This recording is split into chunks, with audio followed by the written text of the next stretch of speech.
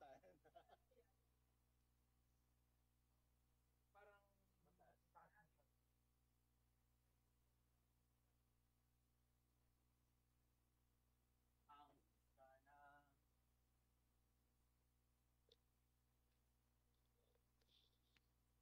Ba't parang naglalag gabi?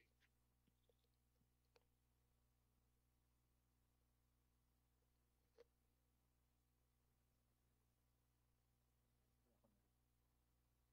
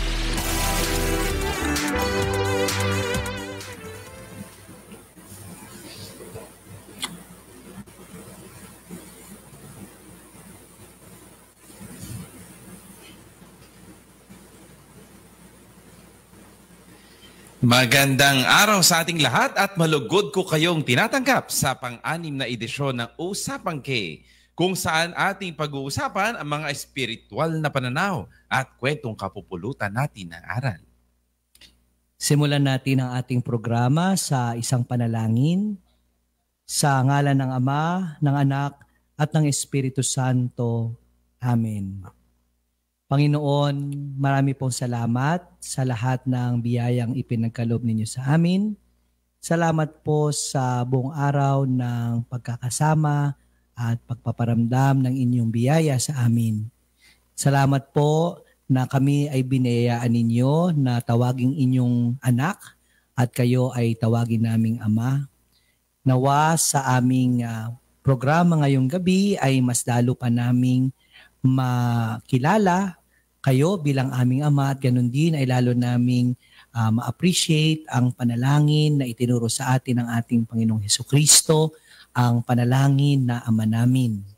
Idinadalangin din namin sa inyo ang lahat ng aming mga intensyon, lalo na ng aming mga pamilya, sa aming mga kasama sa trabaho, at ganun din po sa aming komunidad at sa aming parokya, sa aming simbahan. Ito po ay inihiling namin sa ngalan ng ating Panginoon Hesukristo. Amen. Sa ngalan ng Ama, ng Anak, at ng Espiritu Santo. Amen.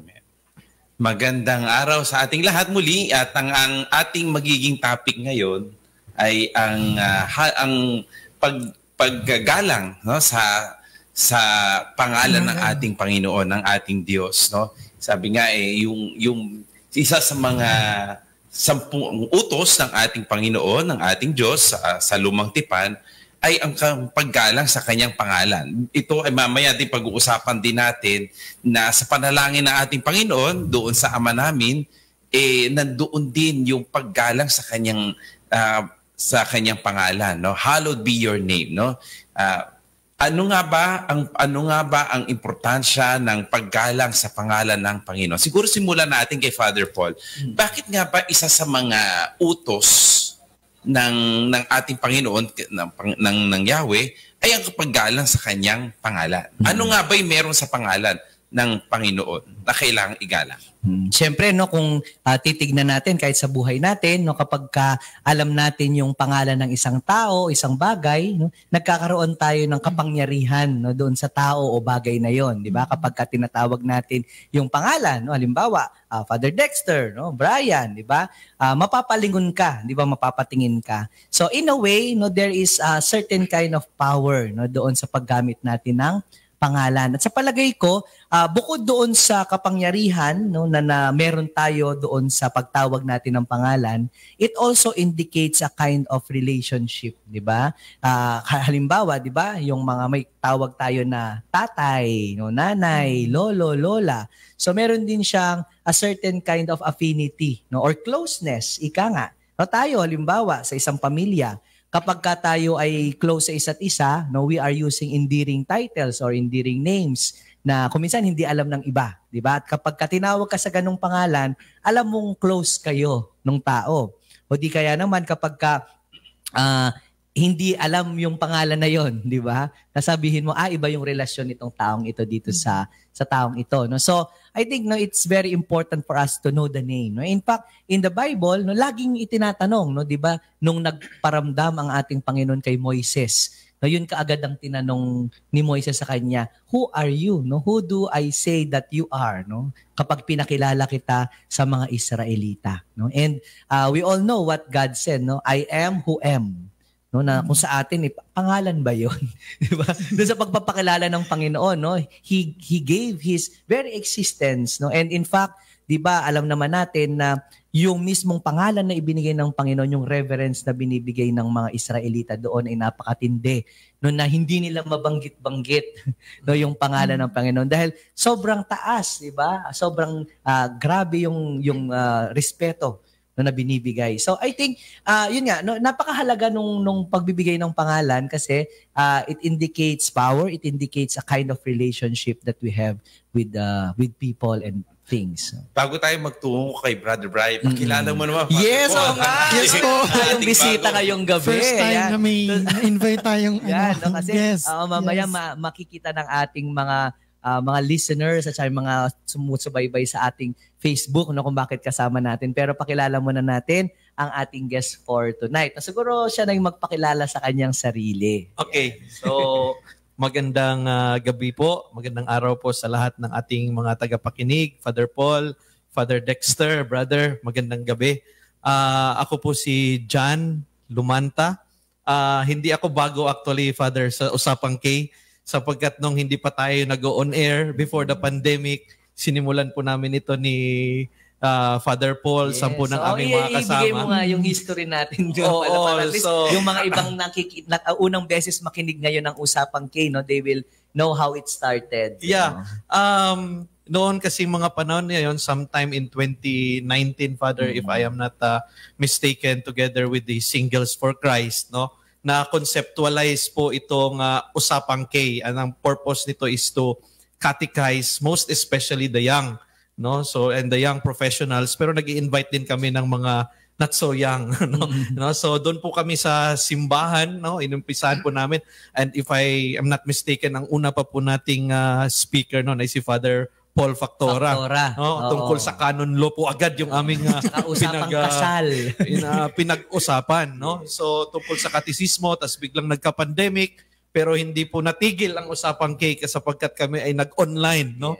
Habang nagkaka-pandemic, habang ang mundo ay gulong-gulo, kami sa Usapang K, Santissimo Rosario Parish, sa pamumuno ni Father Paul, kami ay nagbibigay inspirasyon at liwanag, no, sa ating mga tagapakinig. No? So, I'm so happy na ngayon sa ganitong setup ay naimbitahan niyo po muli ako. Tsaka attorney, from simbahan, naging online, and then naging radyo na. Radyo no? na. Ito na yung ating mode ngayon, no, ng Usapang Katisismo. Yes, Ayan. para hindi lang po yung mga kaparokya po natin ang ating nare-reach out, kundi pati na rin po yung mga hindi natin kaparokya. Na meron tayong ganitong programa dito po sa SRP. At si John po ay attorney. Ayan po, ako po ay isang naglilingkod po bilang isang abogado. Lawyer.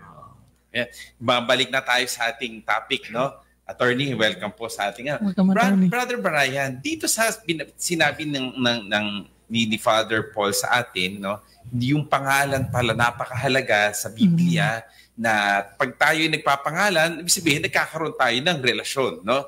Doon sa unang-una sa lumang tipan, nung tinawag ni Adan at Eva yung mga hayop, ibig sabihin sila ay merong authority doon sa animals na yon.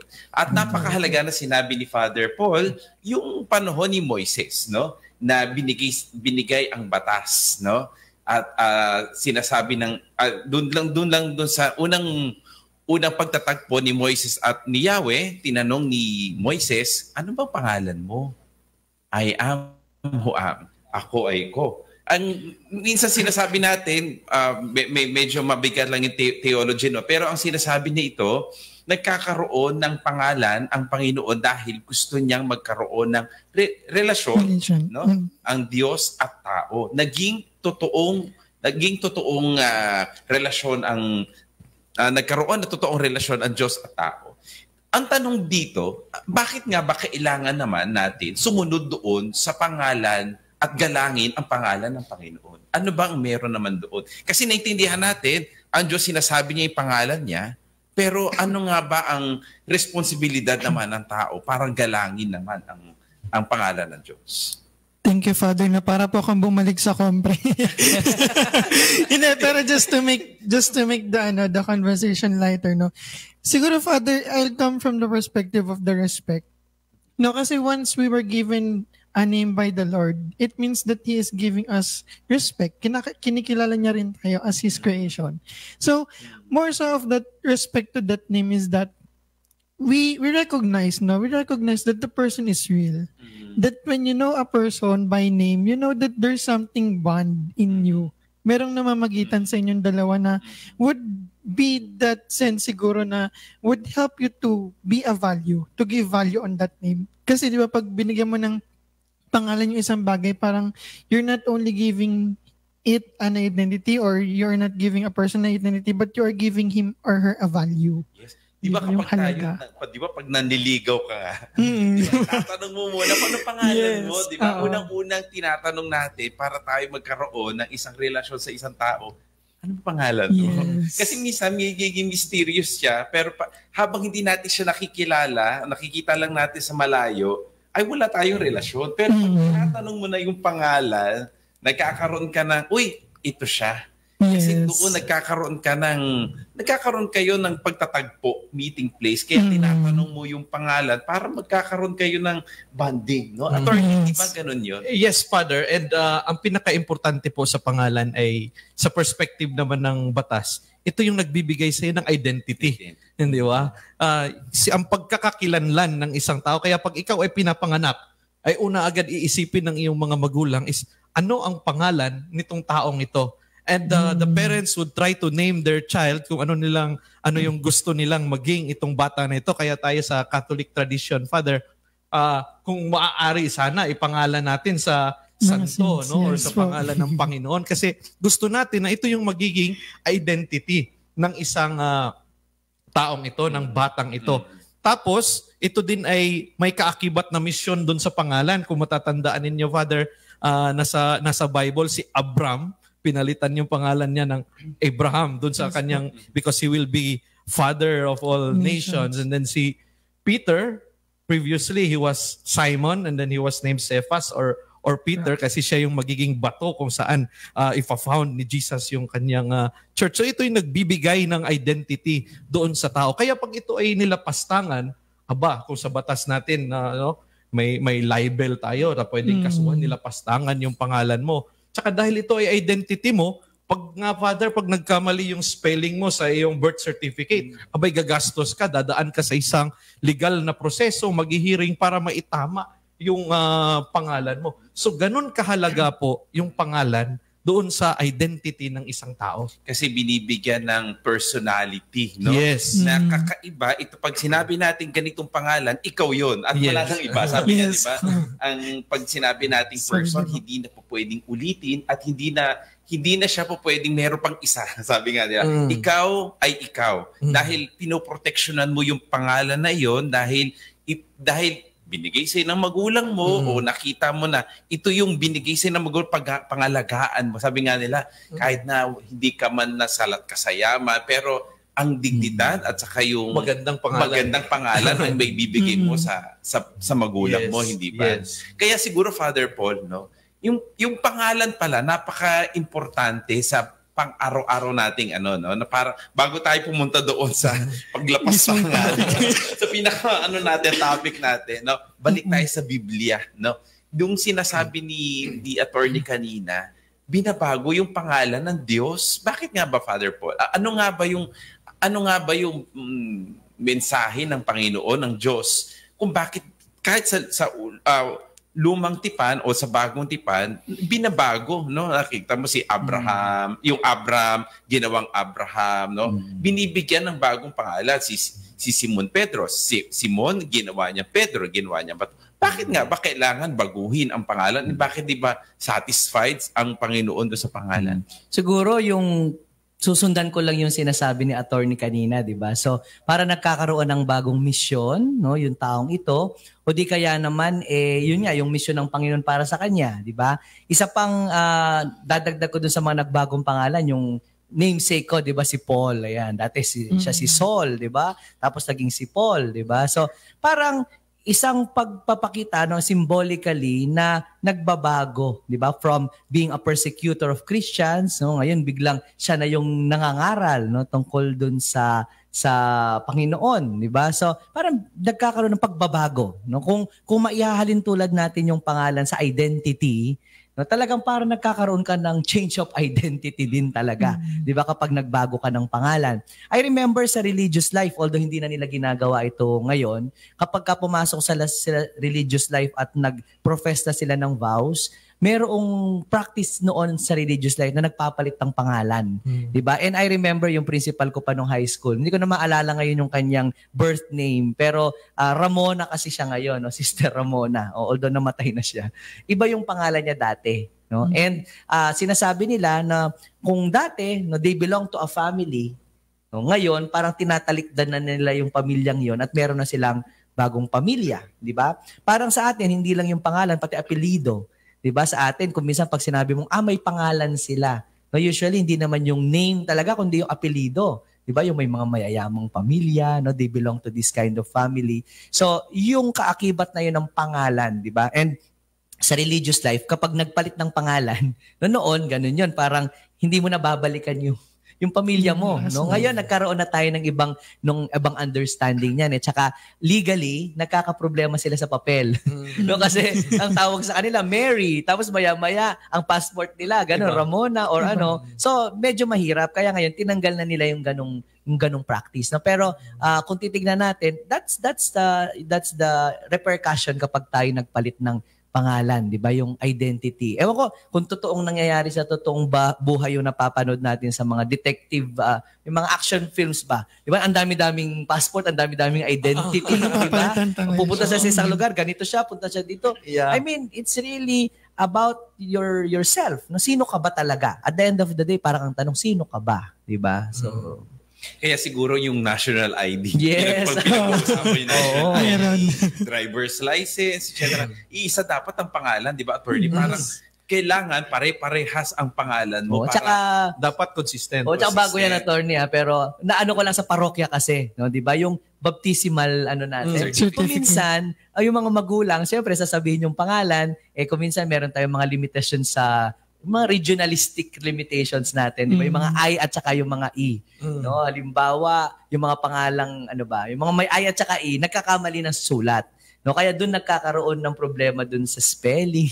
Yeah. Di ba? Kung minsan, and napakalaking niyan, kahit isang letra lang, no, na mali, kailangan mo talaga siyang ayusin. Kasi kung hindi, they will not recognize that as being ikaw. Maghihiring pa yan, Father. Mahaba pong proseso. At saka, ganito na lang po gano'ng kahalaga yung pangalan. Minsan pag nag-apply ka ng NBI clearance, tapos meron ka palang kapangalan. Yung kapangalan mo may kaso. Kasi ikaw mahihit ka. No? So mahihirapan ka. No? So ito yung mga consequence ng mga problema patungkol sa pangalan, Father. Kahit doon sa airport, minsan pinapatigil ka doon dahil meron ka palang kapangalan, ikaw yung junior, tapos kapangalan mo yung pangalan na yun, tapos hinuli ka. Yes. Ang tagal mo doon sa immigration dahil kapangalan mo. Kaya parang napakahalaga pala, attorney, na kailangan consistent yung pangalan mo at ikaw iyon. Yes. Parang, tuloy nyo. Dapat po ma-match po yung kung ano yung mga documents nyo. Kaya para sa mga nakikinig, parang legal advice na rin ito. Father, una sa mga magulang, nagkakaproblema. Yung pag nagbigay sila ng pangalan ng anak nila, ang haba-haba, mga 4 na pangalan. So iwasan nyo po yon. Huwag nyo naman pong pahirapan yung mga anak po ninyo. No? So mga isang pangalan, okay na po siguro yan. No? And later, dapat mahalaga din, Father, no? Kung doon nagpag-usapan yung NBI clearance, malinis yung pangalan mo. Kasi maka-encounter ka naman ng ganitong problema, no? May kapareho kang pangalan. Kung ikaw naman talaga ay cleared, masusolusyonan naman yung problema, kumuha ka ng clearance. Ang problema, doon tayo sa pinag-uusapan namin, kung yung mismong pangalan mo, ikaw mismo, may problema, marami kang kaso, marami kang kababalagan sa buhay. Diyan yung sinasabi ni na Father, huwag mong sirain yung pangalan mo. So, ganun po ka-importante yung pangalan. Siguro, meron ka pa, Father? Hindi, yung paninira lang ng pangalan, di ba? Parang, I mean, it also goes to show yung kanina sinasabi ko, yung pamilya. Di ba? Yung parang anak ka ng nanay mo, ng tatay mo, no? Kapag ka meron kang ginawang maganda, di ba? Lalo na yung mga matataas ang grade, halimbawa, di ba? Sa school, nakikita natin yan. Oo, anak ko yan, di ba? Pero kapag ka may ginawang hindi maganda, di ba? Ay, naku, ewan ko ba kung kanino nagmana yan? Baka sa'yo.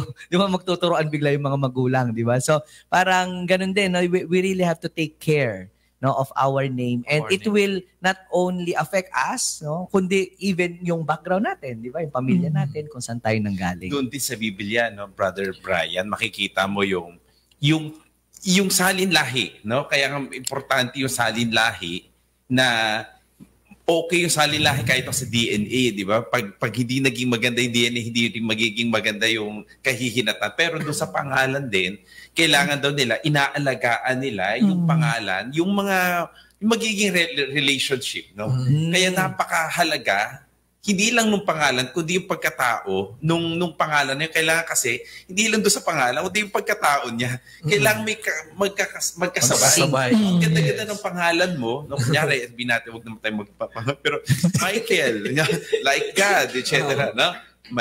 Sabihin, kailangan kung ano yung binigay mo doon sa pangalan, ay kailangan makuha mo, ma-match din sa pag-uugali mo. Hindi yung, kasi minsan, syempre, of course, yung mga, kasi yung karamihan na ngayon kung sino yung artista na sikat, no? Malalaman Doon mo, nila ipapangalan. Isusunod yung name. Ay, si Marimar ang pangalan niya. Alam mo na kung na 90s yung bata. Pinanganak, no? 90s Pero pinanganak. napakaganda na pag pinangalanan mo pala yung bata, ay kailangan mag-match doon sa personalidad at doon sa tao mismo, Brother Brian. Father, kasi di ba parang binabanggit natin na yung value ng pangalan talaga would go down to the origin. Di ba kaya tinitignan natin pag pumunta tayo sa isang lugar tapos di tayo familiar, laging tinatanong natin dun sa mga locals, saan ba nanggaling yung pangalan na to? Di ba kasi it will bring the idea na may pinanggalingan yung pangalan na yun, na kaya pinangangalagaan yung pangalan na yun, kasi hindi lang yun ngayon na nangyari yung pag-aalaga sa pamilya or sa pangalan. It really flows down to series of generation na pinangangalagaan yung pangalan. So, siguro, Father, going to the context of the Bible, mahalaga din yung pagkakaroon ng pangalan kasi number one, sabi nga na Father Paul kanina, it talks about mission. And number two, siguro, in the perspective of the Bible, when God gave you a name, it is something that would allow you to respect also yourself. Kasi di ba parang ang tingin natin sa pangalan is the respect should come from other people, na dapat yung pangalan natin dapat irespeto kasi we have a lot of honors, we have a lot of interest na nagawa natin sa buhay. Pero minsan tayo rin yung kagawa ng mga bagay, no, na sumisira din sa pangalan natin. So siguro yun yung dapat tayo na maging aware din na merong mga times din na if we are asking for people to respect our name, our views, our origin. So siguro dapat manggaling din sa atin yung origin or yung force na yun, no, yung motivation yun, na pangalagaan natin yung pangalan natin. Yung pangalan talaga napakahalaga dahil makikita mo na kapag maganda ang pangalan na ibibigay mo sa mga tao, ipinapangalan ka sa statwa, ginagawa ka ng statwa, Ito nga si Fernando Po Jr., ginawa yung sa Roosevelt Station, ginawang Fernando Po Jr. It's an acknowledgement na merong nagawa yung tao o kaya yung isang street, no? Yung dating Governor Forbes, ginawang Arsenio Lacson. Ibinibigay doon sa tingin nila na may na-contribute sa society. Ganun ba talaga, attorney, na yung mga pangalan pala pwede natin ipangalan kung kanino natin, kunyari, itong kalye na ito, o itong lugar na ito, school. Ano nga ba, bakit nga ba? Yes, by virtue of the law, Father, no, so nagsasagawa ng batas para ipangalan ng isang street to remember a particular person, no? So, malamang yung tao na yan ay may heroic act na ginawa nung buhay niya. It's to honor that person. So, nabanggit niyo po, yung Roosevelt Avenue, yan po ay Fernando Po Jr. Avenue na ngayon. At may bago pa, Father, actually. Yun pong BIR Road, Agam Road, Senator Miriam Defensor Santiago Avenue na yan. It's number one, it's to honor that person. And number two, it's actually to imitate also the heroic values of that person. Ito yung ginawa, no? Ito yung ginawa ng taong yan. Maaring makapag-inspire yan doon sa mga citizens na gumaya sa kanilang mga magandang ginawa, no? Para na rin yung ating mga santo, Father, di ba? We honor them during their life. And also, the church will try to teach, no, through this person, ito yung example ng isang magandang Kristiyano. So, yun po yung purpose doon, Father, pagre-rename ng mga kalsada para hindi sila mawala sa memory ng taong bayan, yung kanilang mga ginawa with the hope na sana gayahin sila. Marami pang tumulad sa kanila. Ganon din siguro sa ating buhay Kristiyano, no? Kaya babalik at babalik tayo doon sa binyag na pinapangalanan natin siguro sa ating mga magulang, sa ating mga ninuno, na kasi may particular saint within the day. Kaya pinapangalan doon sa bata kung sino man ang santo na nakatuon doon sa araw na iyon, no? Kaya Father Paul, parang tingnan mo, makikita natin na yung minsan yung lugar naaalala natin doon sa tao, yung lugar. Kunwari pag sinabi nating Bethlehem, ano yung naaalala natin? Di ba yung baby Jesus? Pag pumunta tayo sa Fatima, sino yung maalala natin? Yung tatlong bata. Yes. Minsan pala, Father Paul, na kapag pumupunta ka sa isang lugar o may naaalala ka isang event, may naaalala ka ding tao. May Yes. naaalala ka rin doon sa pangalan na iyon. Naalala ko ito kakagaling ko lang ng Spain, di ba? May nakwento yung isang pari doon, halimbawa doon sa lugar ni San Vicente Ferrer, di ba, sa Valencia. No, merong doon, parang yung baptismal font niya. And of course, when you say Vincent Ferrer, agad-agad yung lugar niya, di ba? And doon sa baptismal font kung saan siya bininyagan, no, marami yung mga taga doon and even from outside na gustong doon din mabinyagan. No, nang sa ganun daw, mahawahan sila nung katalinuhan, di ba, yung kagalingan nitong taong ito. No, in the same way, yung pangalan, halimbawa, pag tinawag kang Vicente, di ba, yung lolo mo, Vicente, kasi yung lolo mong ito, napakatapang, sasabihin. Para at least man lang maambunan ng katapangan itong bata, di ba? So, parang gano'n, no? Parang it's not just by way of imitation, but also parang hope ng mga nagpapangalan, no, na mamana nila, no, yung kung ano mang mga virtues. No, same thing with the saints, no, ganun din. Yung mga pangalan ng mga saints na naging martir, no, naging mga lovers of Christ, etc. na sana mamana din, no, nung mga kabataan. So it tells so much also of yung mga hopes at saka yung dreams, no, o kaya pwedeng gamitin yon against dun sa mga pangalan, di ba? Ikaw pinangalanan ka para mang Jesus, bakit ang tigas ng ulo mo? Di ba, parang ganun, parang pwede rin nilang yun sa pangalan, di ba, na because we associate it with characteristics and with yun nga, yung mga mabubuti na mga mga virtues, no? Kaya minsan natatawa ako, Father, no, sa mga minsan nakaka-encounter, nakakapakinig ako ng mga kaso sa korte, pangalan niya, pagpalagay na natin, Jesus. Tapos yung kaso niya, pag nanakaw, baliktad ata, dapat hindi. Okay, baka Judas yung pangalan, di ba? Tapos all throughout your life, you will be seen as diba? Judas. So parang nakakahiya. No? Pero balik na tayo dito sa pinaka-topic natin na pagsamba, no? Pagsamba at paggalang sa pangalan ng Diyos. Kasi, Brother Brian, alam natin na ang Ama namin, marami siyang components, no? Ama namin, sumasalangit ka. Yung pangalawang importante, sambahin ang ngalan mo.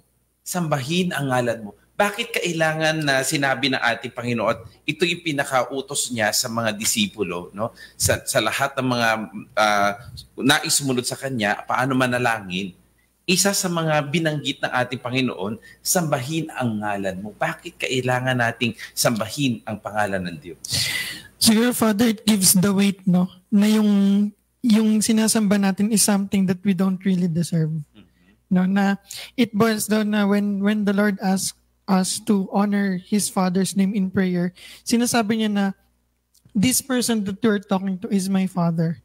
And di ba, minsan in the context of our life, pag may mga nagsasabi sa atin, di ba, parang sabihan mo na lahat ng masakit sa akin. Huwag mo lang sabihan ng masama yung magulang ko. Di ba? And it boils on, Father, to that command of Christ to honor the name of His Father, because it's something that we really don't need deserve. No, we don't deserve it to call God, no, our Father. Kumbaga, we are receiving just a share of that identity of the Father. Oh, I think isa pa dyan, di ba, yung bakit ba nararapat na igalang natin ang ngalan ng Panginoon, di ba? Dahil dun sa relasyon natin, unang-una, dahil tayo nilikha ng Diyos, di ba? Siya yung nag-create sa atin. And katulad nga ng sinabi ni Brother Brian, na parang napaka-unworthy natin, no? Even to call God as our Father. No? Because we know how powerful God is. No? Sa isang pitik lang niya, mawawala na tayo sa mundo. No? In the same way na tayo ay nilikha niya. So He deserves, no, our honor and our worship because we are created, no, creatures. Isa sa mga sinabi natin ni Attorney kanina, yung pagsamba sa pangalan ng Panginoon, ito yung nagbibigay sa atin na parang limitasyon na tayo, sabi nga ni Father Paul din, no, na limitasyon na alam dapat natin kung sino yung dapat nating igalang, sino yung dapat nating sambahin. Kasi minsan, dahil masyado tayong nagiging pamilyar doon sa relasyon nga, no? Nagiging pamilyar tayo sa relasyon. Familiarity breeds contempt. Diba? Kahit sa magulang, nakakalimot tayo. Akala natin, kaibigan natin, totoo naman, naging kaibigan natin magulang natin, naging kaibigan natin yung mga nakatataas sa atin, mga nakatatanda sa atin. Minsan, nakakalimut tayo na, nasusobrahan na parang, ay, teka muna, may limitasyon din. No? Magulang mo pa rin ako. Anak pa rin kita. Din sa Panginoon, sa ating Diyos. No? binigay sa atin ang pangalan ng Diyos hindi para alipustahin kundi upang igalang at sambahin. Yung pagsamba na kasi na yun, pag sinabi natin pagsamba, sabihin, may limitasyon. Kaya kahit dito sa mga altar natin, no, may lugar. May railings pa yan. May lugar, sanctuary, di ba? Yes. Sanctuary, saka yun sa mga tao. Hindi pwede yung parang kung ano pinaggagawa mo sa altar. Sa altar, nagsasayaw ka dyan, nagbibideo okay ka na. May limitasyon. Alam mo kung saan, no? Kung saan dapat ang limitasyon mo bilang isang tao at sino ba ang kinakausap mo. Kaya yung sambahin ang ngalan mo, patungo yun na sinasabi natin na tayo lamang ay tao, tayo lamang ay creatures, nilikha ng Diyos, no, na makapangyarihan. Attorney, tama ba? Yes, tama po. Kasi ito bakit natin sinasabi ito? Kasi papunta na tayo doon sa topic natin. Okay. No? Na medyo controversial dahil pinag-uusapan hanggang ngayon, no? Yes. Kahit sa BBC pinag-uusapan na siya. Talaga ba? International na pala yan. Nasa BBC na siya na pinag-uusapan kung bakit ano ba nangyari dito. Kasi yung kasi ang medyo hindi naging, sige Father, gusto mo bang bigyan mo na ng summary kung bakit baka naguguluhan yung ating mga listeners, ano ba yung pinag-usapan natin? Well, we are talking about yung controversial na rendition ng Ama Namin, no? Bukod dun sa music na remix is yung manner, no, ni Luca Vega. Yan, no? So, alam ko marami na rin narinig yung ating mga tagapakinig tungkol dito and marami na rin reaksyon, no, na yung iba sinasabi, no, parang kabastusan yung ginawa niya, no, dahil nakasuot siya ng parang Nazareno, no, and then sumayaw-sayaw siya na parang very inappropriate, ika nga, di ba? Dun sa in-explain kanina ni Father Dexter na sa simbahan, we even have a place na sanctuary, yung what is proper, no? And nag-evolve na yung topic, no, na ang topic na ano ba talaga yung proper, ano yung hindi, no, ano ba yung offending religious feelings, no, or religious or an expression of art, no, kasi yun yung sinasabi ni Pura na yung kanyang ginawa is actually an expression, no, and walang pwedeng mag-judge sa kanya dahil yun yung kanyang way of zassifying, di ba yun ang term, zassifying worship, no, and I guess marami ang nag-react dahil napakahalaga, no, or well-revered yung panalangin na yon na Ama Namin, no, dahil hindi lang ito basta na imbento ng simbahan, ito ay tinuro mismo ng ating Panginoon, no, and then the manner na ginawa pa niya, no, ay parang muna po tayo pumunta ayan, doon. sige. Medyo ano po tayo. So, unahin po muna natin kung ano po yung nangyari. Yes, ano po yung nangyari? Brother Brian, ano nga ba yung nangyari? Ano nga ba yung naging sa una, ano ba yung ginagawa kasi ni Pura, no? Luca Vega. Ano ba yung talagang ginagawa niya bago dumating doon sa part na meron na siyang na-offend? Ano ba yung ginagawa niya? Sa mga nabasa ko, Father, no, actually sinend lang din sa akin ito ng isang friend ko sa Facebook, no? Tapos sabi niya, brother, panoorin mo nga to.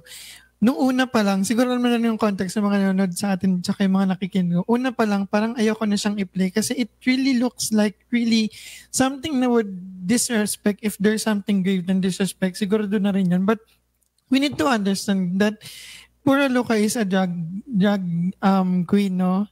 She's doing this art, pero at the back end of that story, maybe, Father, we can look at why she did it at first. Na bakit ginamit niya yung form ng art na yon na sinasabi niya it's her expression, pero bakit umabot siya dun sa ganong time na or situation? Isa sa mga sinasabi, attorney, no, parang baka may tayo, no? Isa sa mga sinasabi kasi ni Pura Luca Vega na she's a drag queen, no? And she has performed even many times over, no? Marami siyang ginaya, marami siyang ginawa. Na nakita niya sa sarili. Pag sinabi kasing drag queen sa mga listeners natin, sila yung nagbibihis babae, no? Siguro yung mga gays or even lesbians, nagsusuot sila ng bandamit babae, may ginagaya sila, at pumupunta sila sa mga TV shows, nagpapakilan, may talent silang ganyan. Iyon yung ginawa. Actually, parang nanalo pa yata si Pura Luca Vega sa isang talent show yata, no? Parang Drag Queen Philippines pa yan or what. Doon siya nanalo. Parang nanalo siya, siguro hindi naman pinakapanalo, pero isa siya sa mga nanalo, no? So parang sinasabi niya na parang siya ay isang drag queen, ginagawa niya yung mga gusto niyang gayahin, no, bilang drag queen, tama ba, attorney, na puro pag ginagaya niya, wala dapat magiging offensive? Yan ngayon actually, Father, ay subject na ng isang kaso na i-file sa kanya. May mga deboto po ng Nazareno na just last week lang po ito na nagsampa ng kaso sa kanya sa Office of the Prosecutor ng Manila. Ang kaso po ay tungkol sa indecent shows, no? Yun pong provision na yun ng revised penal code. So, sa ngayon, Father, we can no longer talk about the merits of the case, of that performance, kasi yan na po yung binibigyan na po siya ng pagkakataon para officially ay masagot na po niya yung mga habla po no sa kanya. So doon po naman kung gagawin naman po ito ng ibang tao, I think this will be a test case, no?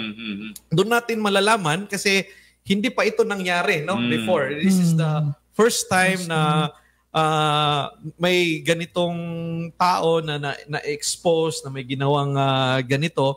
Yan ngayon ay magiging test case para dun sa mga susunod pa na events. Ano ba ang tingin ng batas dito? Kasi as far as we are concerned, marami po talagang na-offend, no? Marami tayong na-offend. Whether itong offense na feel natin ay kaakibat ba ng isang isa ba siyang criminal act? It's something that we have to wait and see. Ano, kasi mayroon na pong nagsampa nung kaso. Just last week lang po ito, no, Father, doon po sa Office of the Prosecutor ng Manila. Diba? Napakabigat na kaso. Nag-iiba na yun kasi kung kaso na, ibig sabihin, talagang, kasi before, syempre, kapag social media lang yan, no, everybody is open for their own opinion, no, parang trial by publicity na nangyayari. Pero I think, maganda na kung meron ng kasong naibigay, yun na yung magsisilbing paliwanag, ika nga, no? Pero I am just thinking, no, kasi siguro kung ititignan natin yung pinag-usapan natin, yung expression na, kasi yan ang palagi, di ba, yung freedom of expression, no? May limitasyon ba yon, no? Kumbaga, pag sinasabi ba sa batas, may limitasyon ba yung freedom of expression na yan or art na yan, no? Kung ikaw po ay may isang karapatan, no, kahit ano pong karapatan yan, freedom of expression, freedom to kahit anong freedom, pwede mong i-exercise lang ang freedom mo, no? Kahit saan, no? Kahit papano. As long as hindi ka nakaka-affect dun naman sa right ng ibang tao. Like for example, mag-karaoke ka sa bahay mo. Lakasan mo, kumanta ka ng kumanta. Hindi po isang krimen, no? Ang mag-karaoke ka. Pero kung yung pagkakaraoke mo ay nakaka-apekto na sa pagtulog ng kapitbahay mo, kasi alas 12 na ng hating gabi, no? So pwede mo na siyang isumbong, no? Kasi nuisance na yung ginagawa. So ganun din po yung freedom of expression. Tayo po ay may freedom of expression. Pero kung yung iyong expression ay naninira ka na ng pangalan, no, ng ibang tao and na-publish mo ito either in a newspaper or wherever, no? Baka sakop maging na ba itong social media kaya? Sakop na. Sakop no? na. Kaya nga, may ang libel ngayon, Father, may cyber libel. No? Yun yung tinatawag na cyber libel. Pag naninira ka ng ibang tao, ng pangalan ng ibang tao, no? Na in a malicious manner. So, meron pong limitasyon. Yun pong ating freedom. No? Ano nga ba, Brian, yung ano nga ba yung naging offensive na, siguro hindi naman siguro sa batas yun, pero ano yung naging tanggap kasi ng mga tao, na mga Kristiyano, doon sa ginawa ni Pura Luca Vega? Being a Catholic country, Father, no, na sinelebrate pa natin yung 500 years, yun yung tinitignan ng tao kasi na kahit hindi mo nang sabihin or hindi ka aral na na isang Kristiyano, no, kung pagpalagay na lang natin na yung picture ng magulang mo, no, binato ko sabihin natin ng pintura, no, di ba magagalit ka rin? So parang ang tinitignan ngayon ng bigger picture ng Catholics is that kahit hindi mo sabihin sa akin na, or sabihin mo man sa akin na art yung ginagawa ko doon, pero it doesn't mean na yan yung expression mo, na pwede mo nang gamitin yan, na invoke mo yung art, tapos sabihin mo lang na, kasi gusto ko lang, it's my expression. doon siguro yun yung nakita nilang isa sa forward mga kasi limitations, naging offensive sa mga Katoliko, kahit mga Kristiyano, hindi lang mga Katoliko, kasi marami tayong mga kapatid na Kristiyano na naging offensive sa kanila.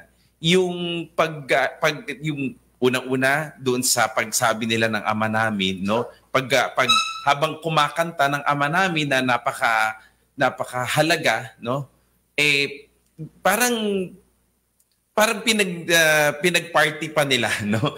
Parang walang paggalang doon sa Ama namin. Oo, parang gano'n. Na sumasayaw si Puro Luca Vega, no? Yung nag-headbang siyang gano'n. Ano yung tawag na sa gano'n? Yung rayos. Yung rayos niya. Nazareno. So parang nakita ng mga Kristiyano, ng mga Katoliko, medyo offensive na yata ito. So, siguro sa context nila, no, doon sa mismong lugar na yon, hindi sila masyado. Pero pala, nakita ng mga Katoliko, ng mga Kristiyano, teka muna, hindi nagiging offensive. No? Meron din sa mga TikTok na ginawa rin si Puro Luca Vega, no? Yung Ostia naman na parang ginawa niyang review.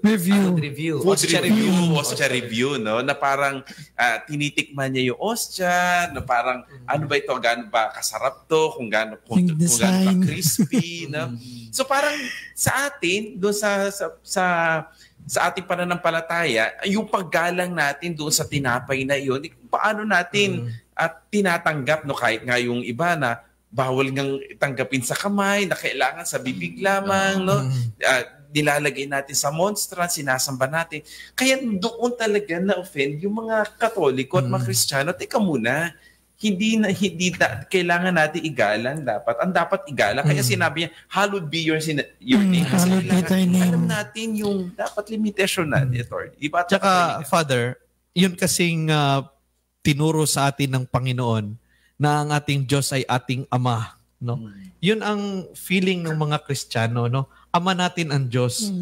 Paano pag ito ay ginawa nga, Brother, yung sinasabi mo, sa sarili mong ama? Kung may may isa dyan na gino-joke yung tatay mo or yung nanay mo, di ba?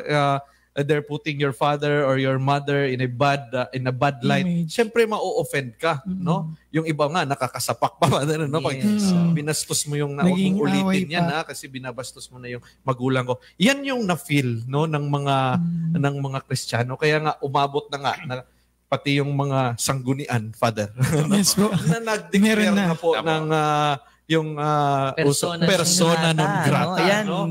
maganda so, yan yung, ano ba yung ibig sabihin nun, Attorney? Well, yung persona non grata, it's actually from Latin, Father, which means an unwelcome person. No? Isang person na hindi welcome. No? If I can just trace a short history of that, Father, it all started in the 1961 Vienna Convention on Diplomatic Relations. No? In 1961, itong term na persona non grata, unang lumabas sa batas, applicable doon sa mga diplomats. Doon sa mga diplomats na hindi na sila welcome nung government where they were accredited, no? So they are declared persona non grata. So pinapauwi na sila doon sa kanilang mga bansa. Doon po nag-umpisa yung pagde-declare ng persona non grata. Itong ating mga local sanggunians dito, gustong gayahin yung ganon. So nagde-declare sila ng particular tao, binastos yung kanilang lugar, ganyan. Dinedeclare nila na persona non grata, no? So ito ay nakaabot sa DILG natin kasi merong isang sanggunian, kontrapartido niya yung mayor. Dineclare nila as persona non grata yung kanilang mayor.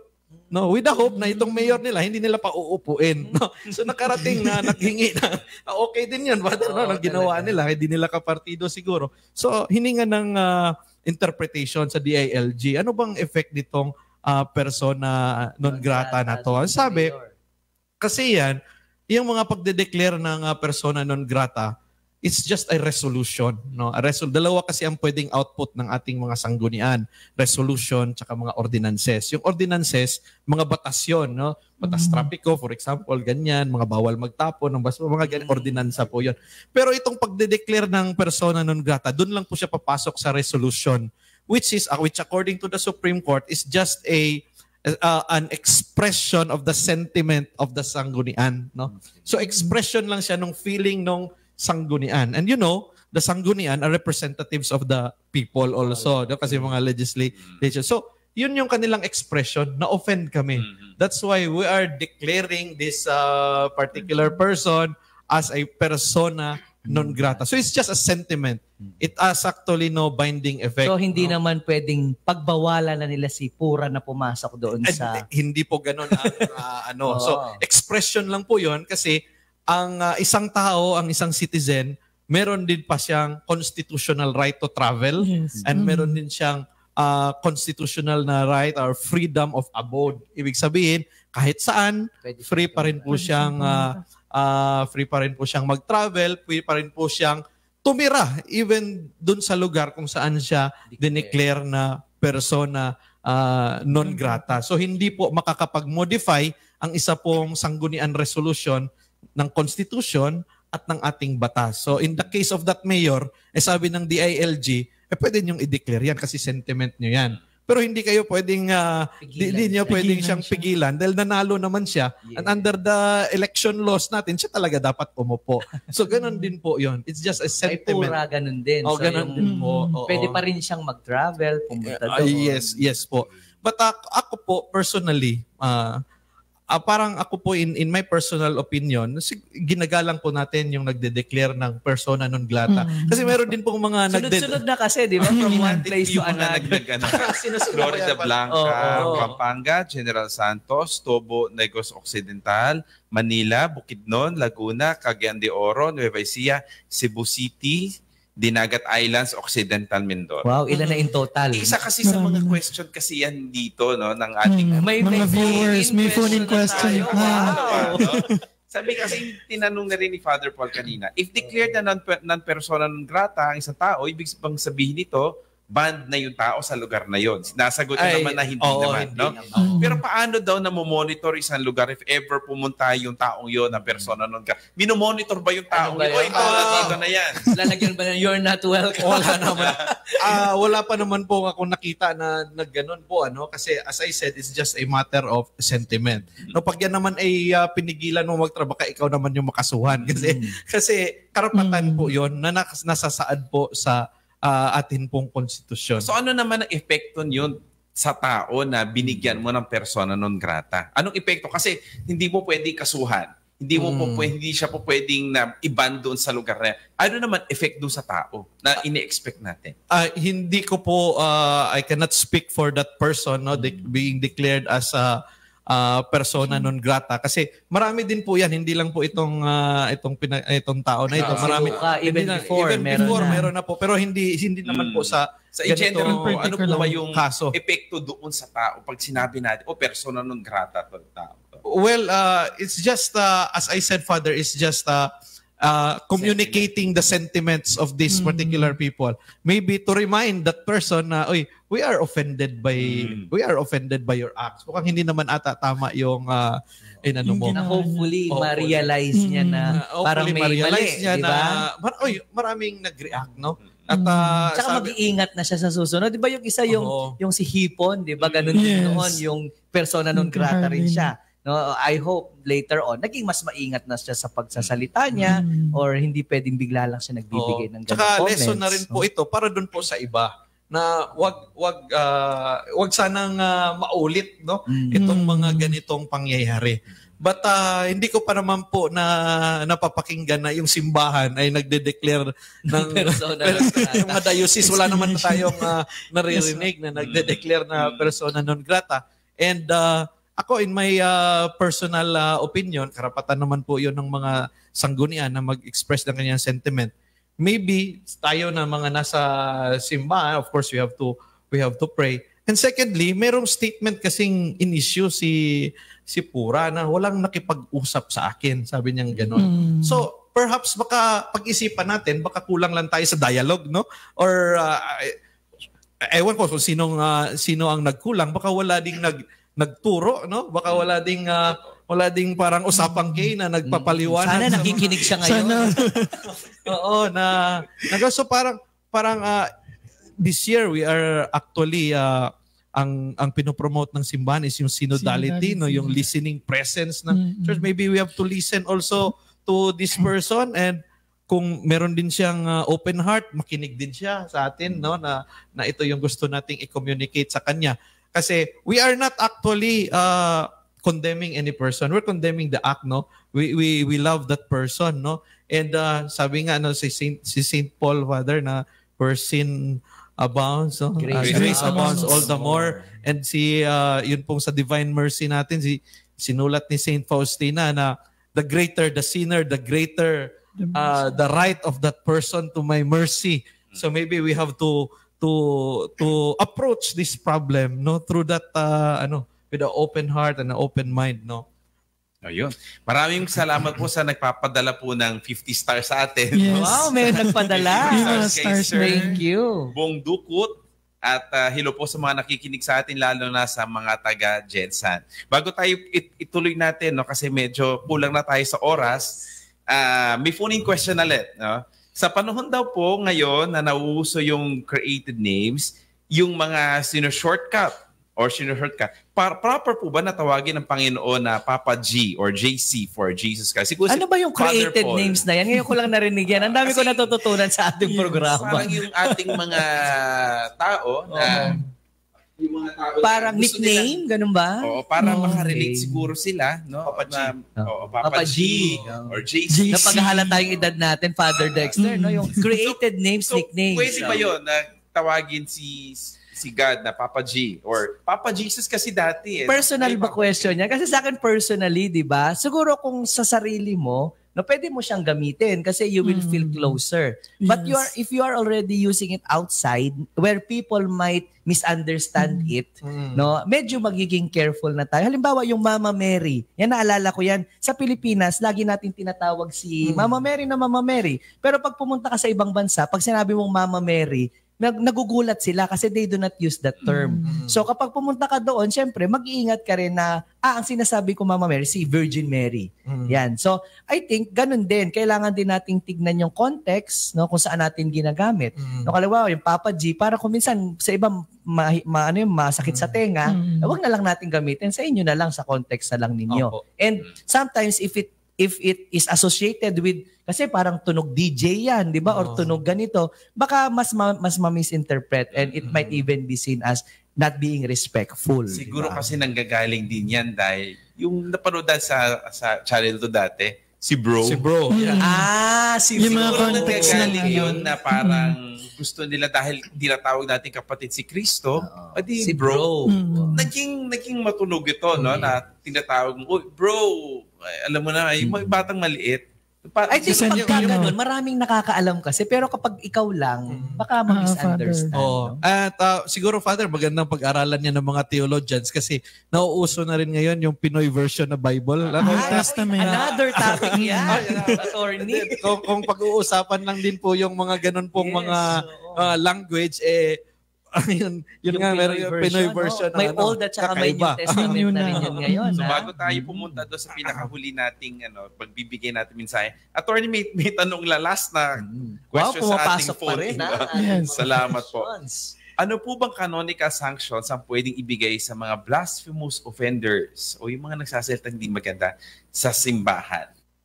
Kung canonical, Father, hindi po ako nag-aral ng canon law. So, baka po kayo Kailangan ang... ba natin itanong yan sa mga canon law? civil lawyer po ako. Sa mga canon lawyers. Paging natin po yung mga tanong. canon lawyers. Pero ang sinasabi lang po natin, pag blasphemous po, dahil lalo po sa ating mga Katoliko, sa mga Kristiyano, ay naging offensive lalo to kapag marami nakakarinig, nagiging skandalo siguro. At maraming nakikinig, nai-iskandalo, lalo siguro sa tao na nagsasalita nun. Sino ba yung taong din yon? Marami siguro canonical implications o sanctions at siguro sa ibang topic. Ibang natin topic yan. Pero ipag-uusapan. pinakamaganda siguro when we talk about sin, di ba? Pinakamahalaga dyan, bukod dun sa tanungin natin yung sanction, itanong natin paano magbalik loob, di ba? And the sacrament of reconciliation is very important dun sa pagkakataong iyan, no? Kasi tayo bilang mga pare, no, nakakarinig tayo ng confession ng ganyan, yung using the name of the Lord in vain, no? So I think yun ang mas mahalaga, paano mas nating mapapalapit yung mga tao through the sacrament of Salamat reconciliation. po. Sa huling mensahe po natin, bibigay lang po natin dahil wala na po tayong oras. Wow. Ang ating huling mensahe sa ating mga nakikinig Attorney, mauna po tayo. Maraming salamat again, Father Dexter, Thank Father you, Paul, Attorney, sa Thank you, Attorney. inyong pag-invite being sa akin. here. Sana marami pa ang natin, Father, kasi kami sa Singles for Christ, we have expressed our willingness to join you Ayan, in this maraming salamat program to sa support Singles for this Christ. program. Maraming salamat po. May mensahe po May kayo ano ka dito ba? sa- Final words. Final topic word, po natin. yung atin pong pinag-usapan dito na meron po tayong mga karapatan at yung karapatan natin ay pwede po nating exercise as long as hindi po tayo nakaka-offend, hindi po tayo create ng bad impression or makaka-apekto tayo sa karapatan din naman ng yung iba. So ating i-exercise ang ating right with that awareness that we also have to respect the rights of others. Maraming salamat, Attorney Brian. Ako, Father, siguro babalikan ko yung yung isang natutunan ko rin dito is yung idea siguro ng responsible freedom. No, na sa social media ngayon, we are responsible, we are free, no? We are free to post anything, we are free to share anything, we are free to like everything, pero let's be responsible. Now that the church is having a transition from the community to the online, then going out to the community.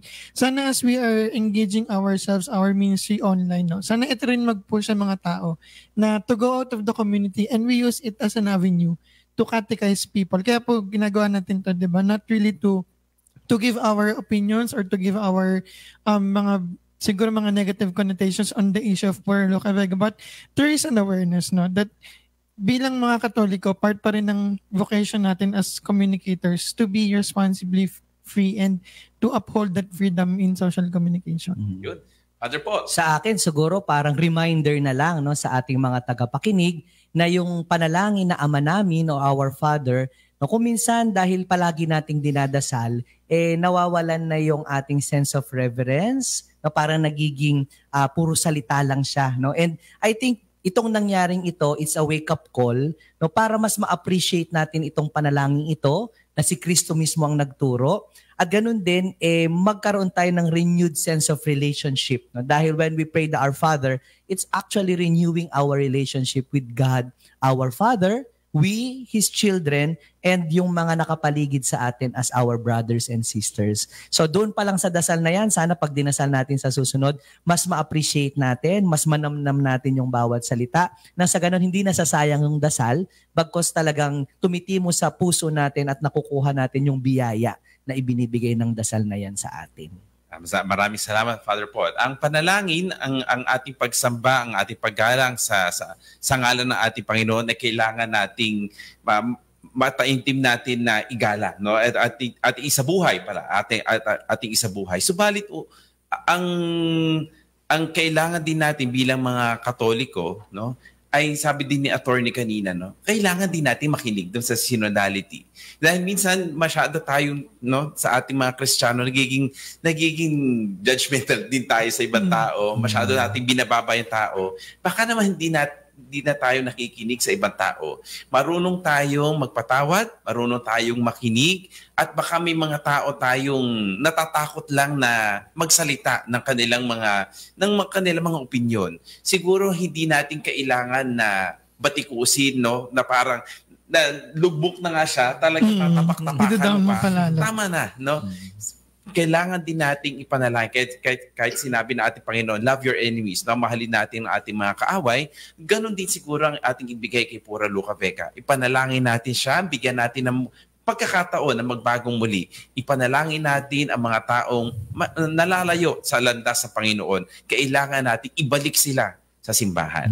Kaya muli, no, nagpapasalamat tayo sa lahat ng mga nakinig sa ating programa, sa ating Usapang K, Usapang Katisismo, at iniimbitahan po namin kayo ulit, no, na samahan kami sa susunod nating episode, no. So ang ating programa is every first and third Monday, no, dito sa ating Radio Maria Philippines, 8 p.m. to 9 p.m. No? Maraming salamat po at makikita-kita tayong muli sa susunod na edisyon ng Usapang K.